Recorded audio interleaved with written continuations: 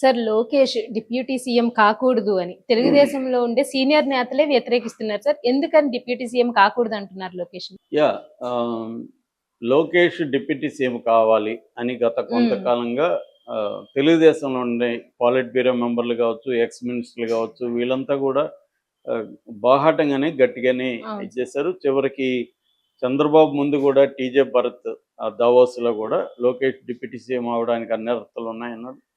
లోకేష్ కూడా ఆ మధ్య విశాఖపట్నంలో అడిగినప్పుడు నేను డిప్యూటీ సీఎం కావాలని కోరుకోవట్లేదని ఎక్కడ చెప్పలేదు. దాని బదులుగా అతను ఏమన్నాడంటే రెండు విషయాలు చెప్పాడు. ఒకటి, నాకు పదవులు ముఖ్యం కాదు, చంద్రబాబు ఏ బాధ్యత ఇచ్చినా తీసుకుంటాను.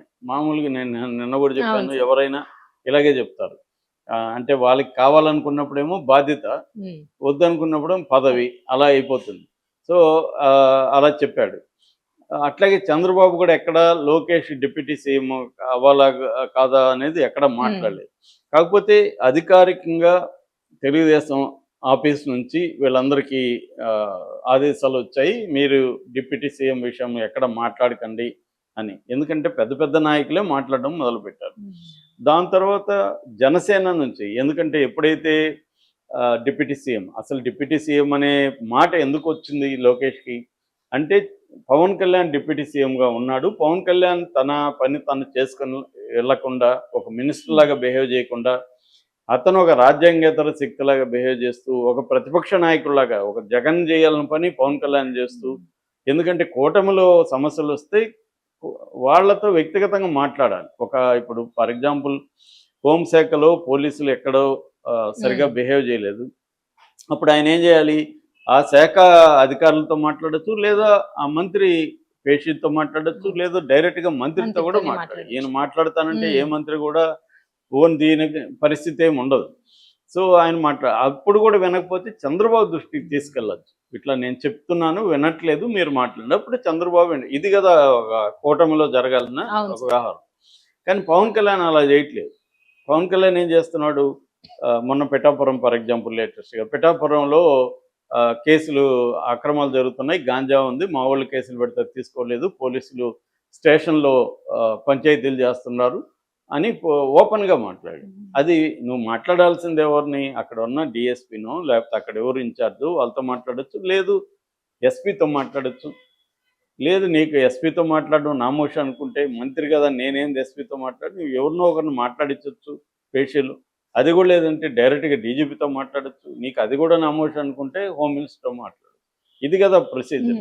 ఇది వదిలేసి ఓపెన్గా ఎందుకు మాట్లాడుతున్నాడు? జగన్ మాట్లాడుతుంటే అర్థం చేసుకోవచ్చు, షర్మిల మాట్లాడితే ప్రతిపక్షాలని అర్థం చేసుకోవచ్చు. పవన్ కళ్యాణ్ ఎందుకు అట్లా ప్రతి అంశం, గతంలో ఆమె అనిత విషయంలో కానీ, తర్వాత లడ్డు విషయంలో కానీ, తిరుపతి లడ్డు విషయంలో కానీ, తర్వాత కాకినాడ షిప్ విషయంలో కానీ, తర్వాత తొక్కిసలాట విషయంలో కానీ, తర్వాత పిఠాపురం విషయంలో కానీ, ఆ కడప జిల్లాలో ఒక అధికారిని వైసీపీ వాళ్ళు కొట్టినప్పుడు కానీ, ఇవన్నిట్లో కూడా ఇతను వెళ్ళిపోయి ఈ ప్రభుత్వంలో జరిగే తప్పుల మీద తన గలం వినిపిస్తున్నాడు. నిజంగా ప్రజల కోసమే ఇదన్నీ చేస్తున్నాడు అంటే కూడా డౌటే నాకు. ఎందుకంటే ప్రజల కోసం ప్రధానంగా ఏం చేయాలి? 6 గ్యారంటీల అమలు మీద ఇతను పోరాడాలి. అది కదా చేయాలి. ఎందుకంటే ప్రజలకు అది కదా వీళ్ళు హామీలు ఇచ్చారు. నేను గ్యారంటీ అని పవన్ కళ్యాణ్ అనేక చోట్ల చెప్పాడు. ఇప్పుడు చంద్రబాబు చేతులు ఎత్తేసాడు. ఒక్క వృద్ధాప్య పింఛన్లు అవి కూడా కట్ చేశారు. వృద్ధాప్య పింఛన్ తప్ప ఇంకేది అందట్లేదు. డబ్బులు లేవు, నేను డబ్బులు వస్తే ఇస్తానని ఓపెన్గా కూడా చంద్రబాబు చెప్పేశాడు. మరి దీన్ని మాట్లాడాలి కదా. ప్రజలకి అన్యాయం జరుగుతుంది, మనం హామీలు ఇచ్చాం కదా, మనం ఎందుకు నెరవేర్చట్లేదని ఏం నిలదీయకుండా కావాలనే ప్రభుత్వాన్ని ఇరుకునబెట్టి, అది కూడా లోకేష్ యాక్టివ్గా ఉన్న చోటే అటాక్ చేయడం. ఎందుకంటే ఇప్పుడు మొన్న తొక్కిసలాట, తిరుపతి తొక్కిసలాటలో కూడా టీటీడీ చైర్మన్ రిజైన్ చేయాలని చెప్పడం అంటే, టీటీడీ చైర్మన్ బిఆర్ నాయుడు పెట్టింది లోకేష్. ప్రధానంగా నియామకాలన్నీ లోకేష్ కంట్రోల్లో ఉన్నాయి. గవర్నెన్స్ అంతా కూడా day to day governance all మినిస్టర్లకు సంబంధించి ఎక్సెప్ట్ పవన్ కళ్యాణ్ లోకేష్ కంట్రోల్లో ఉంది. ఒక రకంగా లోకేష్ సకల శాఖ మంత్రిగా పనిచేస్తుంది. దీన్ని బ్రేక్ చేయడానికి పవన్ కళ్యాణ్ ఈ మార్గాన్ని ఎంచుకున్నాడు. ఇది ఇబ్బందిగా ఉంది వాళ్ళకి. అట్టని పవన్ కళ్యాణ్ గట్టిగా మాట్లాడలేని పరిస్థితి, కంట్రోల్ చేయలేని పరిస్థితి. ఎందుకంటే పవన్ కళ్యాణ్ వెనక మోడీ, అమిత్ షాలు ఉన్నారు.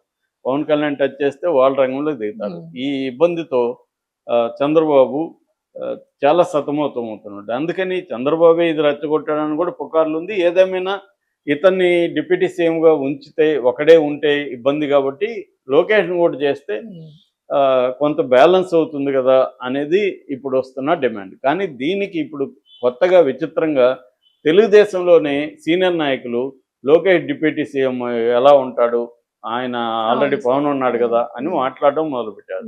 ఇది ఒక విచిత్రం. మొన్న అయ్యన్న పాత్రుడు స్పీకరు ఆయన గట్టిగానే మాట్లాడాడు. నిన్న గోరంట్ల బుచ్చయ్య చౌదరి ఆయన కూడా గట్టిగా డిప్యూటీ సీఎం లోకేష్ అవసరం లేదు, ఆయనకు మంచి పదవి ఉంది, ఆల్రెడీ పవన్ కళ్యాణ్ ఉన్నాడు కదా, డిమాండ్ చేయడం కరెక్ట్ కాదని మాట్లాడాడు. అంటే దీంట్లో ఒకటి కావాలని ఒక గందరగోళాన్ని క్రియేట్ చేసి డైవర్షన్ పాలిటిక్స్ చేస్తున్నారా? వైసీపీ వాళ్ళు ఇదే ఆరోపిస్తున్నారు, డైవర్షన్ పాలిటిక్స్ వీళ్ళు.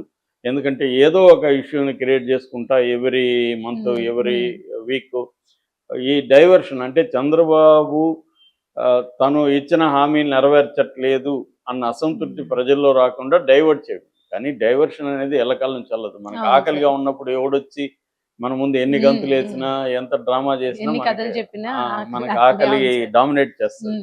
అట్లా ప్రజలకి ఇబ్బందులు పెరిగినప్పుడు ఏ డైవర్షన్లు వాళ్ళని ఆపలేవు. వాళ్ళకి తెలుసు కదా, మా ఇంటికి రావాల్సింది రాలేదు 8 నెలలు. ఇప్పుడు జగన్ నెక్స్ట్ ఈ మంత్ ఎండ్ నుంచో నెక్స్ట్ మంత్ వెళ్తున్నాడు ప్రజల్లోకి. అతను ఖచ్చితంగా ఇదే ఫోకస్ చేస్తాడు కదా. 8 నెలలు ఉన్నప్పుడు నా నుంచి మీకు ఏమేమి వచ్చిండేవి, ఎంత వచ్చిండేవి లెక్కలతో కూడా చెప్తాడు. 8 నెలల ఫస్ట్ 8 నెలలు నేను వచ్చినప్పుడు ఏమేమి ఇచ్చానో అతను లెక్కలతో చెప్తాడు. ఇంత లాస్ మీకు చంద్రబాబు వల్ల ఒక కుటుంబానికి మీకు ఇంత డబ్బులు లాసు, ఎందుకంటే సంవత్సరానికి 77,000 కోట్లు జగన్ ఇచ్చాడు, ఇతను ఎంత ఇచ్చాడు 8 నెలల్లో, ఇవన్నీ లెక్కలు చెప్తారు కదా. రేపు పొద్దున్న ప్రజల్లోకి వెళ్తాడు కదా, అది ఖచ్చితంగా జనాల ఎఫెక్ట్ అవుతుంది. దాన్ని బ్రేక్ చేయడానికి ఎన్ని డైవర్షన్లు ఇచ్చేసినా నువ్వు ఎప్పుడైనా రియాలిటీని ఫేస్ చేయకుండా డైవర్షన్ అనేది కొంతకాలమే పనిచేస్తుంది, కానీ అసలే లేకుండా ఉంటే కష్టం. మరి నిజంగా ఎందుకంటే ఇప్పుడు గతంలో ఏమో దీని మీద మాట్లాడొద్దని చెప్పినాక కూడా వీళ్ళిద్దరు ఎందుకు మాట్లాడారు? సీనియర్ లీడర్లు మాట్లాడొద్దని చెప్పినాక సైలెంట్గా ఉండాలి కదా, మళ్ళీ ఎందుకు